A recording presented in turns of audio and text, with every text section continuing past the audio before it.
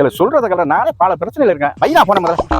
ஆமா விநாயகர் சதுர்த்திக்கு பயல் பிள்ளையார் சிலை வாங்குறது காசு கொடுத்தானோல என்னாச்சு அது? என்ன கப்பிச்சு புண்ணி பாட்டுக்கு போன்ல பேசிக்கிட்டு நீ பாட்டுக்கு நிக்கிறாய் மாப்பிள உன்கிட்ட சொல்றது என்னடா இருக்கு?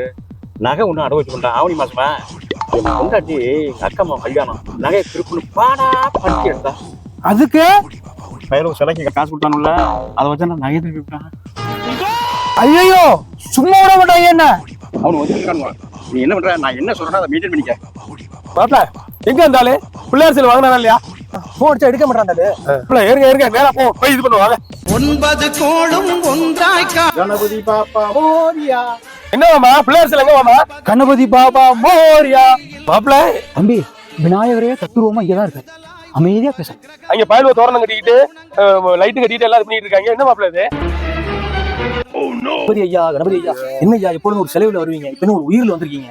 பக்தர்களே, என்னை ரசாயனம் கலந்த சிலையாக செய்து குளத்திலும் கடலிலும் கலைக்கிறார்கள். அதனால் பல உயிரினங்களுக்கு பாதிப்பு ஏற்படுகிறது. நீங்க ஒரு சிலையில வந்து பல உயிரினங்கள் போகுதுன்னு சொல்லிட்டு ஒரு உயிரில் வந்திருக்கீங்க. அதான் அந்த கையில விடுங்க தான். கணபதியை என்ன செய்ய காத்திருக்கிறாய்? போய் பயல்கள் அழைச்சிட்டு வாங்க. நான் அந்த உயிர் உள்ள சிலைகள் இருக்குல்ல கணபதியார கொண்டு போய் ஏரியில கரைக்கிறோம் இன்னைக்கு. கொண்டு போய் ஏரியில கரைக்கிறோம் இன்னைக்கு.